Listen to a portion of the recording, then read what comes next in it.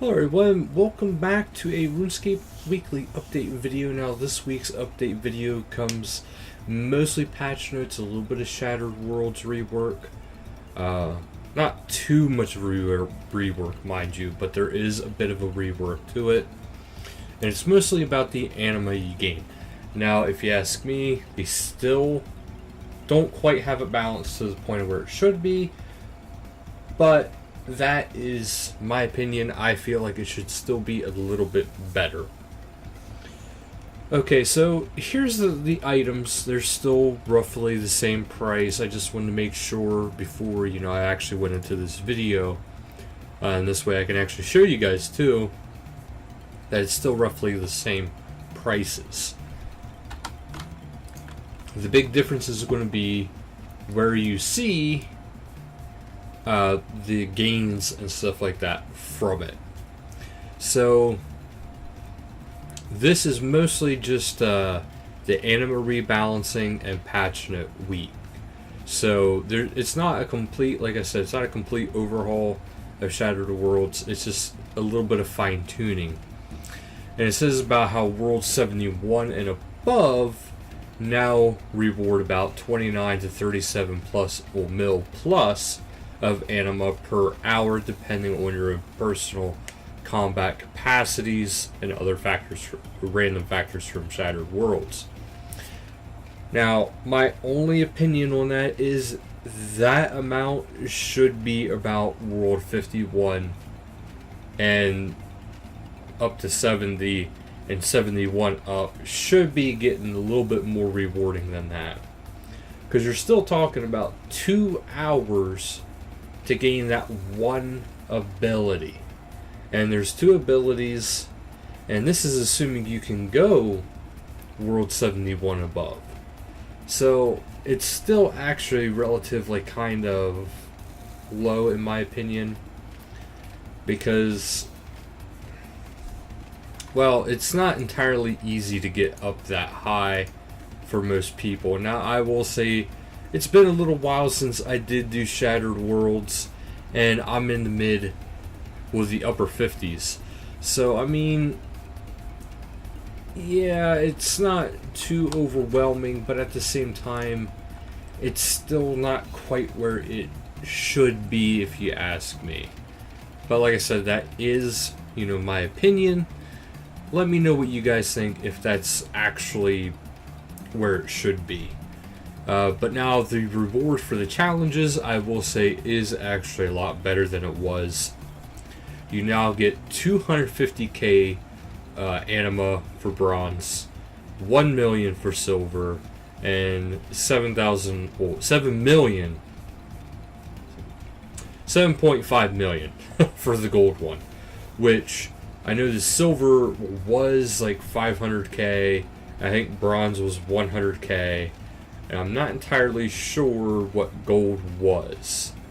And they did increase the amount of what the huge Slayer lamps would cost from the shop, which is now 6 mil. Before I check out any of the patch notes, because that's actually it for today's update. It said, in other news, Majo's looking for feedback on a proposed update to Treasure Trails for all your emote-based clue scroll needs. Here's the thing. The emote-based ones are fine. Just get rid of the whole crap of you need to have gear for it. If you get rid of the whole thing with the gear, you don't have to go through and make all these hidey holes. You don't have to do this and do that. You can actually just go through, do your clue, and do the emotes. Just get rid of the item requirement. I think that alone would make everybody happy. But if you... right now, they're talking about building hidey holes, but yet again, people already said they just wanted to get rid of that whole concept of requiring to have all these items. But anyway, not to get on a tangent, live streams this week. Tuesday, August 22nd at 1600, there's a RuneScape developer Q&A. They have some updates they want to discuss with, us, the players. And also they'll be doing answering questions. Not any question like they have worded here, but they will answer a lot of the questions to the best of their capabilities and what they are allowed to answer. And Sunday, August 27th at 1900 is PVM with Mod Lee. And now we're heading over to the patch notes already. That's what I said, these updates past few weeks have been pretty low. Okay, so for graphical, extended death swiftness animation to last longer when using planted feet perk. Butterflies have had their model realigned in the hunter skill interface. The lobby background drop-down menu is no longer cut off slightly at the bottom. Skills, D&Ds, and minigames. The strike bow is no longer listed twice in the defense skill guide. You can now use teleport and skill spells while wielding a ranged weapon if you have the correct runes in your inventory. You can now, you now cannot unlock raid abilities until you have the corresponding level. You can now disassemble superior void top and bottoms. Fix an issue within the divination skill guide regarding transmuting divine energy. Corrupt Statius full helm now degrades correctly in combat. Quest challenges and achievements. The oily fishing rod can now be redeemed from Garant during and post completion of Here's Quest. Players will no longer have cutscenes skipped automatically during the brink of extinction if they have a familiar out. We already discussed about the Anima rework, so we will go down to the 4 new overrides.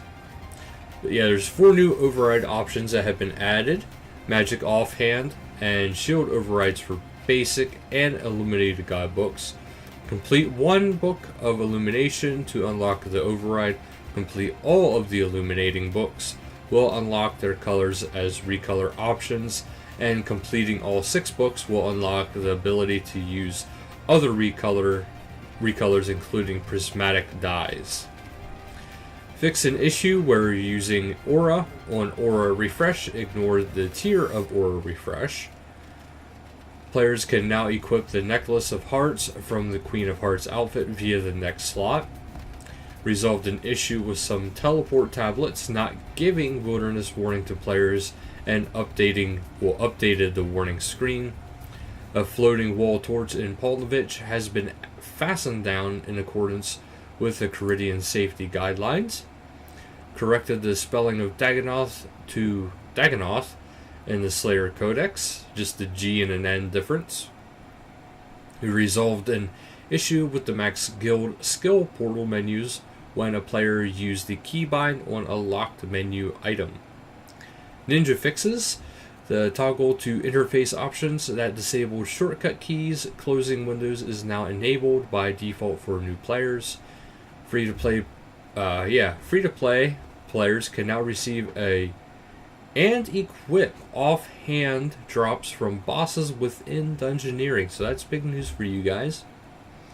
And pay to play offhand equipment from bronze to rune that is otherwise locked behind membership, such as darts, thrown axes, claws, defenders, and some low level shields can now be equipped in free to play.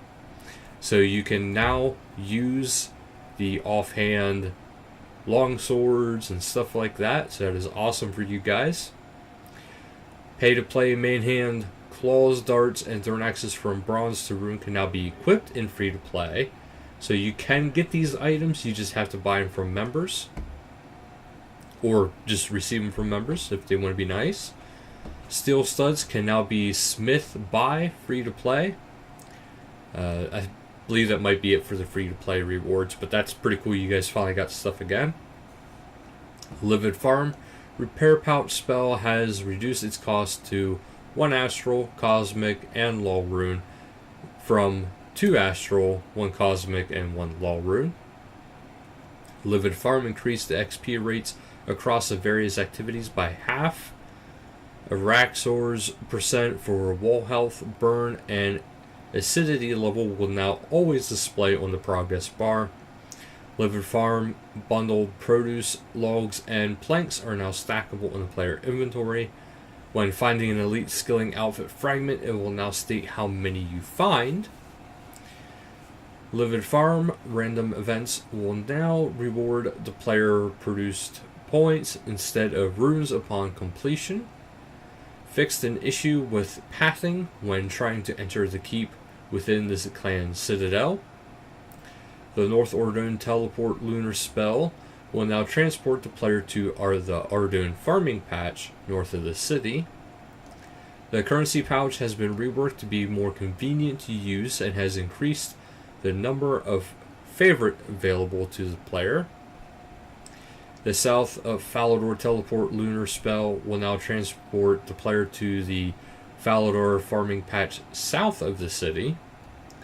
Updated the Terranin quiver to add how many arrows your quiver contains for topping up and picking up arrows. Resetting the skeletal horror now resets the completionist cape teleports correctly. Tool leprechauns can now refund players 90% of the paid value for unused compost and super compost. Turtle shell bowls can now be crafted in a batch of 60 instead of 10. For NXT, they fix a number of cases where the game view may partially freeze or display artifacts. Fix a situation where inventory icons may display incorrect textures on incorrect display everything as the same item. Fix a crash when minimizing on compatibility mode. Fix incorrect water rendering on old GPUs or compatibility mode. Fix the case where the world would end up fully in a shadow. Fix the case where the world would end up at an incorrect brightness level. Fix the case where objects could end up extremely dark at certain angles. Improved performance of minimizing and restoring compatibility mode. Player picking area tweaked to not be so wide. Reduced RAM usage by approximately 90 megabytes. That's actually quite a bit. Fixed terrain not appearing on some lower spec Intel devices. Fix an issue with black screens and red minimaps on certain low end devices. Reduce memory and CPU usage of the user interface slightly. Fix a few issues with occlusion calling. Fix a heap memory related crash. Heap. Fix the freeze that may occur while loading in map squares. Fix potential crash on exit or connection loss. And last week's hotfixes, monsters that don't give any combat XP now won't roll for scavenging or looting perks.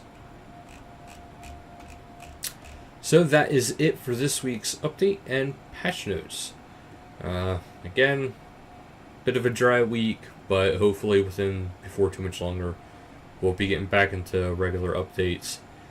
I think they're still recovering from Menaphos, and now they're also preparing for RuneFest, which is actually just next month. So thank you guys so much for watching, and until next time, later guys.